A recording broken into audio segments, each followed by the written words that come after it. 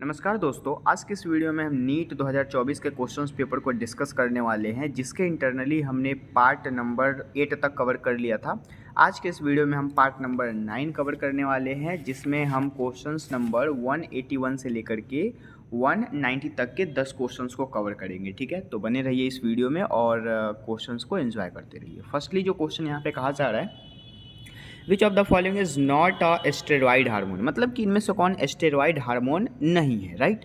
सो सबसे पहले टेस्टोस्टेरोन, फिर यहाँ पे है प्रोजेस्टेरोन, फिर ग्लूकागोन और कोलेस्ट्रॉल, राइट। तो टेस्टोस्टेरोन और प्रोजेस्टेरोन और कोलेस्ट्रॉल एक प्रकार के स्टेरॉइड हार्मोन होते हैं, बट यहाँ पे ग्लूकागोन ये स्टेरॉइड हार्मोन नहीं होता, इसलिए करेक्ट ऑप्शन 3 हो जाएगा। ठीक है, उसके बाद आते हैं नेक्स्ट क्वेश्चंस पे, जो कि फिगर बेस्ड है और ये काफ़ी इंपॉर्टेंट बायोटेक्नो का क्वेश्चन है। द फॉलोइंग डायग्राम, मतलब कि ये जो डायग्राम दिया गया है, so restriction site in E coli, ठीक है, Escherichia coli, cloning vector PBR322, find the role of the X and Y, X और वाई का रोल आपको बताना है। तो सबसे पहली बात, ये जो एक्स होता है ये किस चीज़ के लिए रिस्पॉन्सिबल होते हैं, तो एक्स जो होते हैं वो कंट्रोल करते हैं, कॉपी करने का काम करते हैं, जो भी लिंकेज DNA उसको, ठीक है।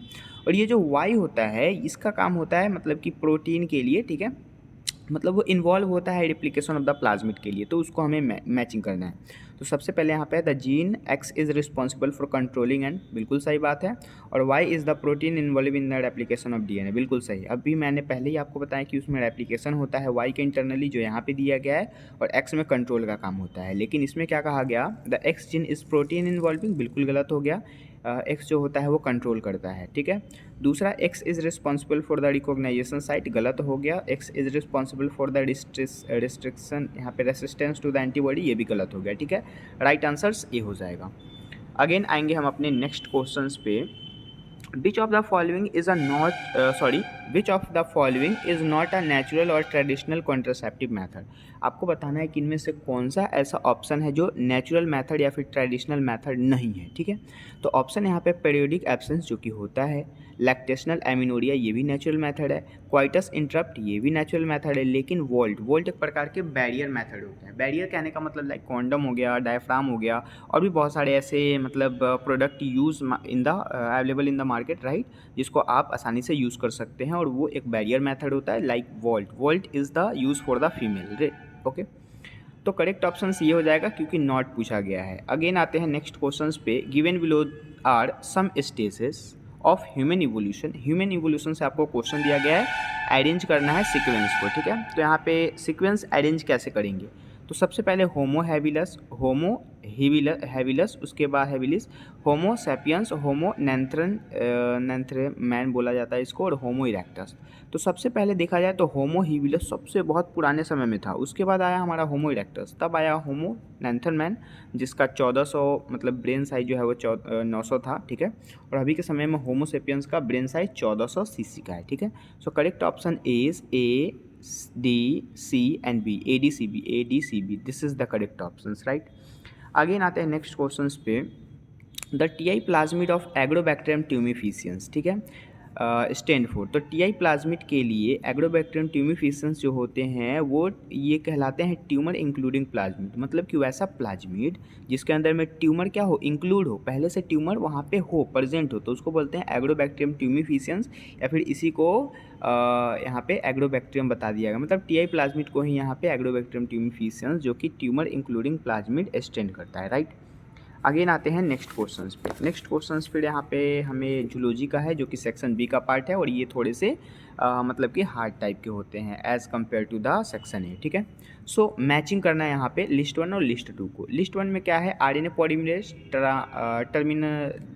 Termination of the transcription, splicing of exon और टाटा बॉक्स। तो सबसे पहले हम मिला लेंगे RNA पॉलीमरेज को, जिसका राइट आंसर से यहाँ पे SN-RNA SN-tRNA हो जाएगा, ठीक है। टर्मिनेशन ट्रांसक्रिप्शन बिल्कुल सिंपल सा है, इसका राइट आंसर से यहाँ पे RH फैक्टर हो जाएगा। RH फैक्टर कहने का मतलब है यहाँ पे जो भी मतलब कि RH फैक्टर के इंटरनली जो भी प्लाज्मिड आता है, RBC WBC प्लेटलेट आते हैं, वो सब मिक्स हो जाएंगे इसमें, ठीक है।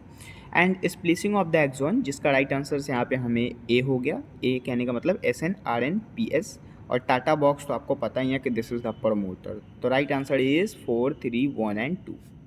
अगेन आते हैं नेक्स्ट क्वेश्चंस रिगार्डिंग यहाँ पे राइट आंसर 3 हो जाएगा। Regarding catalytic cycle of the enzyme action select two correct sequence step. आपको ना करेक्ट सीक्वेंस स्टेप बताना है, जैसे कि फर्स्ट में क्या होगा, सेकंड में क्या होगा। तो फर्स्टली यहाँ पे देखा जाए तो सब्सटेंस एंजाइम कंप्लीट फॉर्मेशन, ये तो बिल्कुल बाद में होता है। Free enzyme ready to bind the and other substances, ये भी लास्ट में होगा, ठीक है। रिलीज द प्रोडक्ट, ये भी नहीं हो सकता। Chemical bond of the substance broken and substance bleeding in the active side, ये सही है। Substance binding to the active side, ये फर्स्ट हो जाएगा।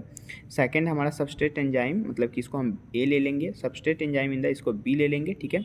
उसके बाद फ्री एंजाइम, ये तो लास्ट में आ जाएगा। यहाँ पे फिर हो जाएगा हमारा chemical bond for the substrate broken, मतलब कि इसको सी ले लेंगे, ठीक है।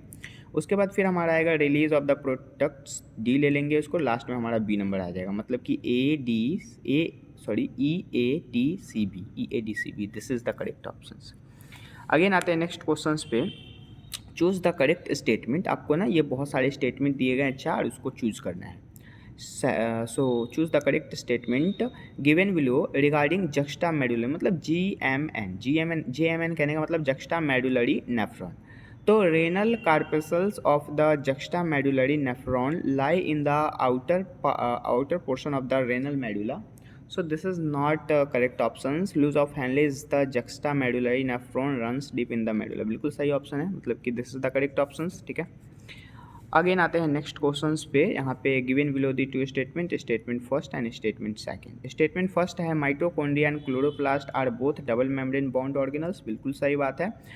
पूरे सेल साइकिल का 2 ही ऐसा मतलब कि ऑर्गेनल्स है जो कि डबल मेम्ब्रेन बाउंड ऑर्गेनल्स है, एक क्लोरोप्लास्ट दूसरा माइटोकॉन्ड्रिया। और यहाँ पे स्टेटमेंट 2 में है इनर